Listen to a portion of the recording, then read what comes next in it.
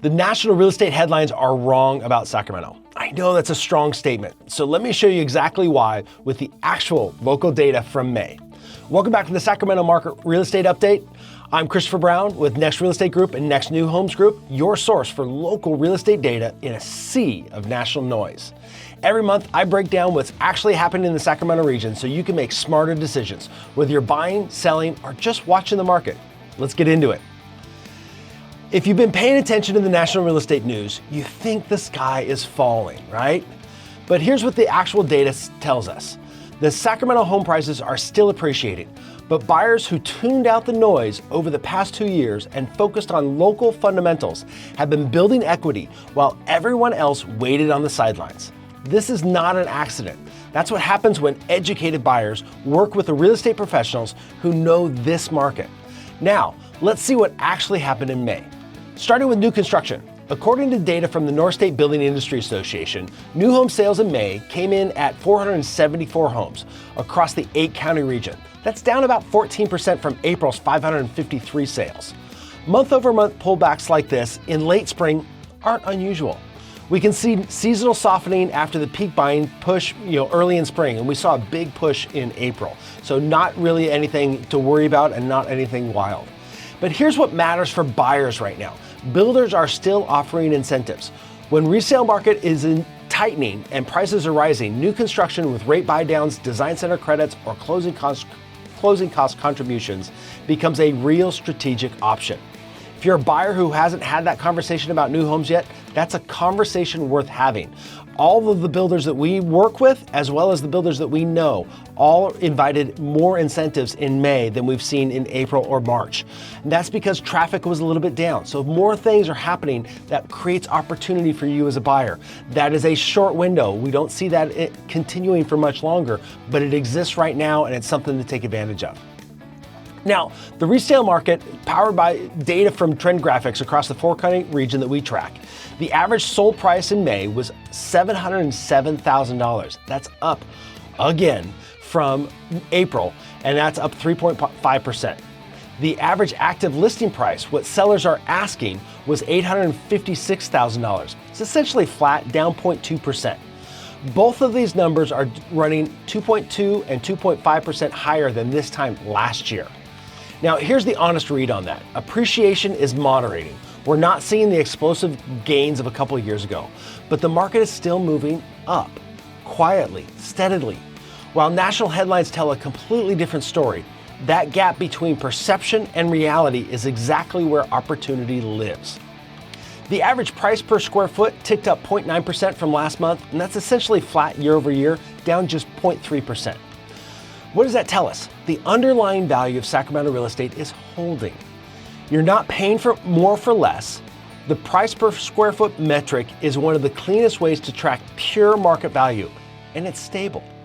1,752 homes sold in May. That's down 2.6% from April, which is a normal spring moderation after a strong March and April. Remember, we talked about that last time.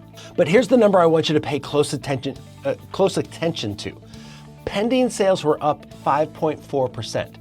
Pending sales are the looking forward. They tell you where the market is headed, not where it's been. At 5%, a 5.4% increase in pending sales activity in May signals that June's sales should be solid. The spring market has legs. We're doing some really good things in the market. Days on market dropped another 1 day, now sitting down at 35 days. And the sold price to original list price held at 99%. That's 2 months in a row at 99%.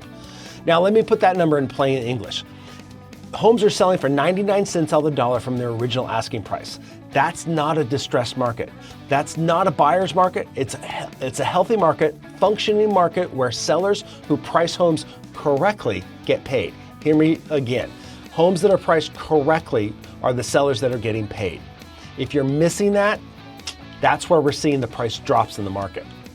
Now, months of inventory ticked up slightly to 2.3 months. For context, 6 months is considered a balanced market. Under 3 months is seller's territory. We're sitting at 2.3 months, which means we're on the doorsteps of a seller's market again. But that's not the entire picture. I think, again, we go back to home prices, and if you're priced accurately, we're seeing multiple offers on a lot of homes. If you're priced inaccurately to the market, that's where the price drops are happening, and those sellers are often selling below where their real estate professional originally told them the market value was. But they decided to go higher to try and test the market. When you test the market, that's where the failures are happening right now. Mortgage rates. We all watch mortgage rates constantly. Mortgage rates ticked up in May, up to around 6.7%. It was a volatile market. We started in the low sixes, up into the mid to upper sixes. You know, they're not where any of us really want them to be, but they're normal. Rates are very normal right now. The historical average over the 50 years that we've tracked is 7.7%. We just have a 10-year memory, and the beginning of that 10-year memory was coming out of the doldrums. Well, that was when we got 2%, 3%, 4% rates. That's not happening ever again, I hope, because that means something catastrophic happened. But 6.6, 6.5, somewhere hanging out in this mid-sixes, that's a normal rate. 7.7 is the historical average. So we are very, very normal for interest rates right now. And we are seeing buyers and sellers starting to understand that, and that's why we're seeing the uptick in the market. Now, here's the bottom line on May. Sacramento market is growing. It's not growing at the pace of 21 or 22, and frankly, that's good. That's healthy. What we now have is a market with real opportunity on both sides of the transaction. If you're a seller, homes priced correctly are moving. Homes that miss the mark, that's where you're going to lose some money. If you're a buyer, you have more options than you've had in a while. Inventory is still lean, but it's not zero. New construction offers incentives that resale cannot match. And if you're waiting for rates to drop to 5%, ask yourself this: if rates hit 5%, what happens to prices? Yep. The buyers who acted on this while others waited on the sidelines are building equity. They've consistently built equity over the last couple of years. The educated move is to stop watching national TV and start talking to someone who knows this market.